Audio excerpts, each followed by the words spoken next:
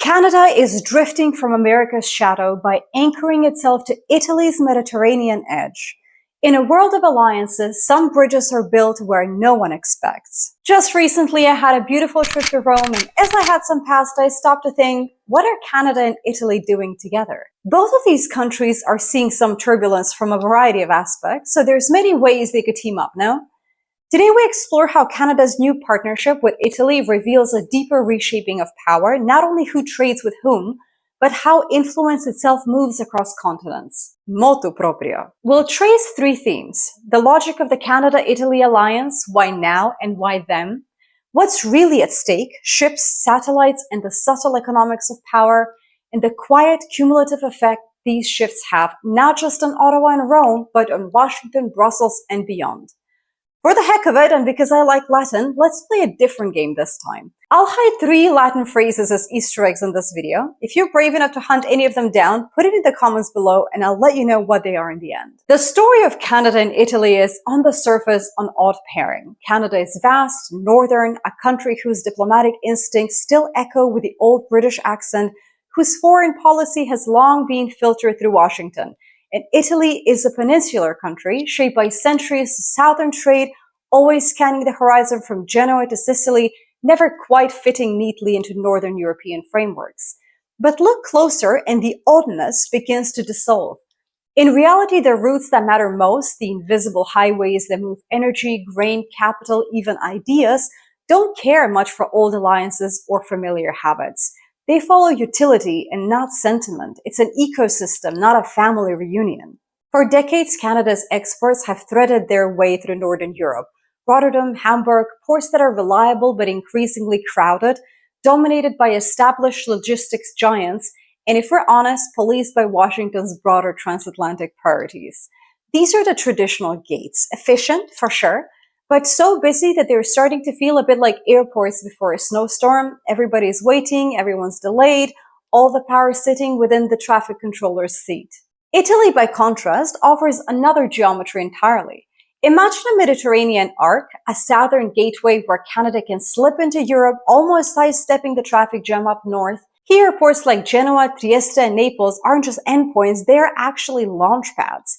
Italy's high-speed rails cut straight to the continent's industrial heart, and the ports open onto a mosaic of trade routes stretching to Africa, Asia, and the Middle East. For Ottawa, this isn't about romance or nostalgia for old alliances. It is actually strategic oxygen at a time where they really need it. It's not all about trade either. By aligning with Rome, Canada diversifies dependency itself. It's a test, almost an experiment. What if Atlantic power could slip past the usual bottlenecks, carving out a new corridor from prairie to piazza? And in a world that rewards quiet, practical innovation over grand rhetorical gestures, that might be Canada's most subversive move yet. If you followed our videos on Canada's partnerships with Sweden, Denmark, or the Netherlands, you'll notice a pattern. Ottawa is not severing ties with the USA, it is simply refusing to rely on a single road to the future. Let's linger on shipbuilding because it reveals the stakes. Italy's Fincantieri, shipbuilder of both cruise liners and stealth frigates, is frankly a jewel of European industry. For Canada, a nation aspiring to modernize its navy, Italian expertise is not merely additive, it is transformative.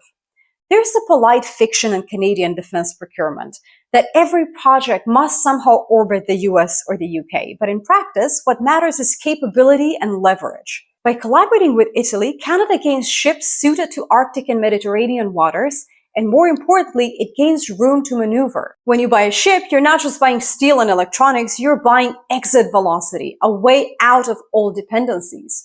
And the partnership is not limited to the sea either. In aerospace, Italy's Leonardo and Canada's constellation of avionics and robotics firms see each other as complementary: hardware and software, platform and payload.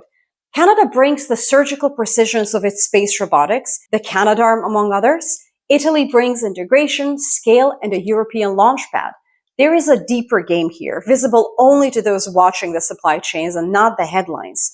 If Canadian components quietly begin to appear in Italian helicopters, or if Italian satellites orbit on the strength of Canadian sensors, influence is not measured in headlines but in the slow, irrevocable shifting of industrial gravity. If you value this kind of analysis where we trace the undercurrents, not just the news, there is a co-fill link below. Every contribution, however modest, helps keeps this work both independent and thoughtful. I'm also writing a book on how to think critically, which now has a name, Awake, the Practice of Critical Thinking in an Age of Soft Lies. So if you're up for having a look at that once it's ready, please do put your email below in the waitlist so you're the first to know when it comes out. Moving on, every alliance needs a backbone, and in this case, that backbone is energy.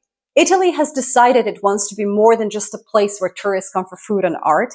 It wants to be a hub for hydrogen, a crossroad for green energy in the Mediterranean. This isn't a vague policy goal. They are literally rebuilding their ports for a future where molecules and not just megawatts are traded with the seriousness of oil. It's a kind of infrastructural optimism that you can almost feel when you look at the cranes in Brindisi or Taranto. Canada, meanwhile, sits on an almost luxurious surplus of renewable power. Hydro in Quebec, wind in the prairies, plenty of clean electricity, but not always the means to turn that abundance into global leverage. What happens next is quietly radical. Hydrogen gets produced in the forests and farmlands of North America, then shipped in giant containers across the Atlantic, landing on Italian docks, and finally sent by pipeline or power line into Europe's grid. The mechanics are complicated, of course, but the principle is almost poetic. Canada supplies the molecules, Italy builds the gateways. This is the true partnership happening. And every single deal, each LNG tanker, every hydrogen contract chips away ever so slightly at the old map of influence.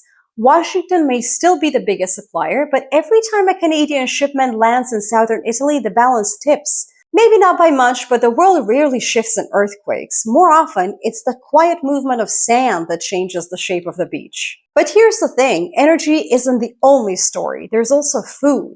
You don't usually see food supply at the center of geopolitics, unless there is a crisis, of course, but in practice, it shapes alliances just as much as pipelines. Italy's iconic brands, those global symbols of abundance and the Mediterranean good life, rely on imported grain and protein. Canadian wheat, canola, lentils, these quietly fill the supply chain from Milan to Palermo. But lately it's become more than just raw exports. It's about actually embedding Canadian harvests into Italy's food story through joint ventures, investment, and a kind of agricultural codependence. And the logic at its core is almost simple enough to scribble on a napkin. If you want resilience, pair your vulnerabilities with someone else's strengths.